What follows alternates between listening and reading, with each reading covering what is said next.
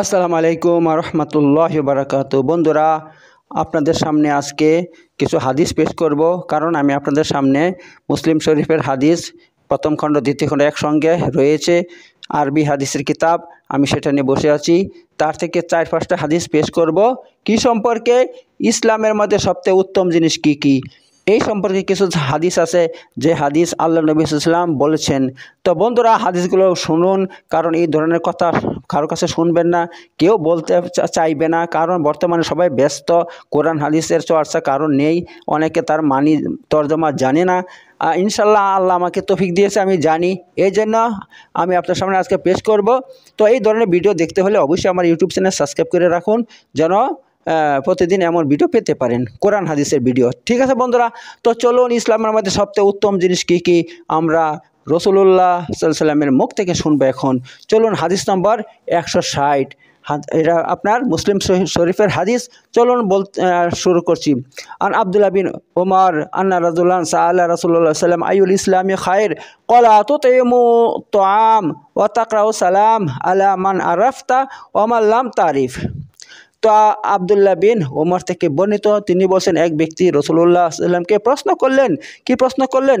আইয়ুল ইসলামি খায়র, ইসলামের মধ্যে সবচেয়ে উত্তম জিনিস কি?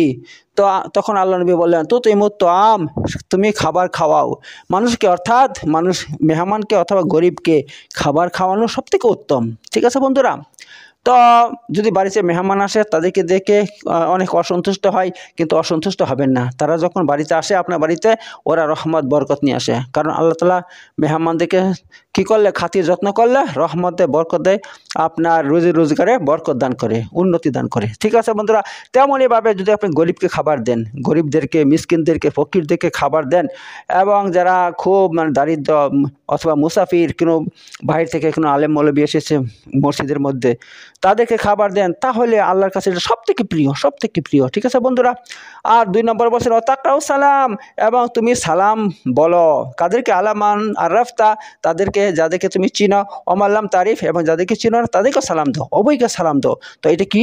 ইসলামের মধ্যে উত্তম কাজ, উত্তম কাজ আল্লাহ নবী সাল্লাল্লাহু আলাইহি ওয়াসাল্লাম বলছেন। চলো 2 নম্বর হাদিস, 161 নম্বর হাদিস, সেটা হচ্ছে আন আব্দুল্লাহ বিন উমর ইবনুল আস ইয়াকুল আন্না রাজুলান সাআলা রাসূলুল্লাহ সাল্লাল্লাহু আলাইহি ওয়াসাল্লাম আইয়ুল মুসলিমিনা খায়র ক্বালা মান সালিমাল মুসলিমুনা মিন লিসানিহি ওয়া ইয়াদিহি। আব্দুল্লাহ বিন উমর বিন আস থেকে বর্ণিত, তিনি বলছেন যে রাসূলুল্লাহ সাল্লাল্লাহু আলাইহি ওয়াসাল্লামকে এক ব্যক্তি প্রশ্ন করলেন। কি প্রশ্ন করলেন? আচ্ছা, আইয়ুল মুসলিমি খায়ের, মুসলমানদের মধ্যে সবচেয়ে উত্তম কে? তখন আল্লাহ নবী সাল্লাল্লাহু আলাইহি ওয়াসাল্লাম কি বলছেন? মান সালিমাল মুসলিমুনা মিন লিসানিহি ওয়া ইয়াদিহি, মুসলমান ওই মুসলমান যার জবান এবং হাতের দ্বারা অন্য মুসলমান বেঁচে থাকে। ঠিক আছে, যার জবান থেকে এবং যার হাত থেকে অন্য মুসলমান কি পায়, মানে পায় আর কি, সুরক্ষা পায়, সুরক্ষা পায়, মানে কারোর উপর সে জুলুম অত্যাচার করে না। তো ওই মুসলমানই উত্তম। ঠিক আছে, ওই মুসলমান উত্তম যার জবান দ্বারা, অর্থাৎ যে ব্যক্তি তার জবানের দ্বারা কারো গীবত করে কাউকে কষ্ট দেয় না, কোনো মুসলমানকে কষ্ট দেয় না, অথবা হাতের দ্বারা মেরে কাউকে কষ্ট দেয় না, এমন মুসলমান কি আল্লাহর নিকট উত্তম। তো এই হচ্ছে ব্যাপার।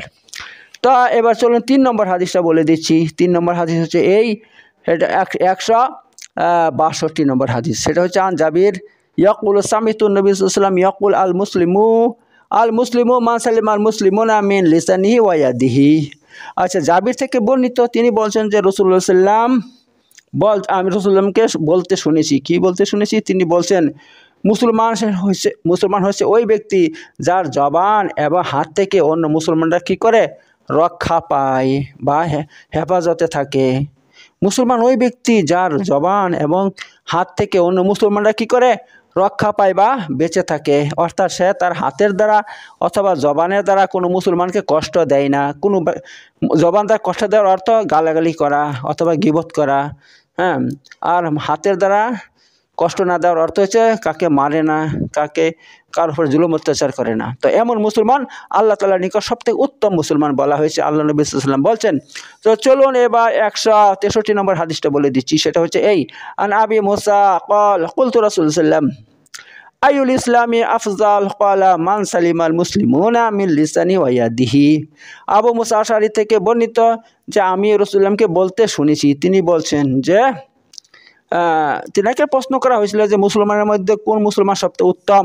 তখন আল্লাহ নবী সাল্লাম কি বলছেন, যার জবান এবং হাত থেকে অন্য মুসলমানরা কি মেহফুজ থাকে, হেফাজতে থাকে, ঠিক আছে, ওই মুসলমান সব থেকে উত্তম, যার জবান থেকে এবং হাত থেকে অন্য মুসলমানরা হেফাজতে থাকে। তো বন্ধুরা, এখানে 4টা হাদিস আপনাদের সামনে আমি রেখেছি। তো 4টা হাদিসের মধ্যে এক এক হাদিসে এক এক রকমের কথা বলা হয়েছে। কোনো হাদিসে বলা হয়েছে খাবার খাওয়া, গরিব মিসকিনদেরকে মেহমানদেরকে খাবার খাওয়ানো সবথেকে উত্তম, সালাম দেওয়া সবথেকে উত্তম। আবার অন্য হাদিসের মধ্যে বলা হয়েছে যে মুসলমানের হাত থেকে এবং তার জবান থেকে অন্য মুসলমান হেফাজতে থাকে, সে সবথেকে উত্তম। তো এরকম বিভিন্ন কথা বলার কারণ হচ্ছে এই বন্ধুরা, জায়গার পরিপ্রেক্ষিতে অথবা যুগের পরিপ্রেক্ষিতে ইসলাম উত্তম। যেরকমভাবে এমন জায়গা যেখানে দারিদ্রতা রয়েছে, মানুষ সব গরিব, সেখানে খাবারের ভোকা থাকে মানুষ, সেখানে সবথেকে উত্তম কি খাবার খাওয়ানো।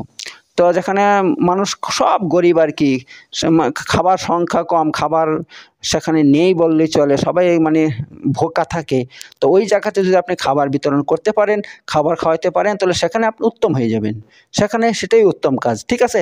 আর পক্ষান্তরে হয়তো এমন জায়গা যেখানে সবাই জুলুম অত্যাচার করে, এক অপর উপরে জুলুম অত্যাচার করে বিভিন্নভাবে, ঠিক আছে, সেখানে কি উত্তম, সেখানে জুলুম না করা ওই ব্যক্তির সবথেকে উত্তম হবে, ঠিক আছে। তো এইভাবে যুগের পরিপ্রেক্ষিতে, জায়গার পরিপ্রেক্ষিতে এক এক জায়গায় ইসলামের এক এক রকমের সৌন্দর্যতা তুলে ধরা হয়েছে, ঠিক আছে বন্ধুরা। তো এই ব্যাপার এই নিয়ে ইনশাল্লাহ আরও হাদিস আপনাদের সঙ্গে রাখবো। আমি প্রতিদিন এরকম নতুন নতুন বিষয় নিয়ে হাদিস নিয়ে আসবো। আমার এখানে মুসলিম শরীফ এবং বুখারী শরীফ উভয় কিতাব আমার কাছে রয়েছে, আরবি কিতাব। এখান থেকে আমি প্রতিদিন এমন করে নতুন নতুন হাদিস আপনাদের সামনে আমি ইনশাআল্লাহ আল্লাহর হুকুমে পরিবেশন করব। তো বন্ধুরা, যদি আপনারা উৎসাহ দেন, আপনারা যদি আগ্রহ দেখান, তবেই আমি এই সমস্ত হাদিস আপনাদের সামনে পেশ করব। প্রতিদিন এমন হাদিসের ভিডিও তৈরি করব আপনাদের সামনে।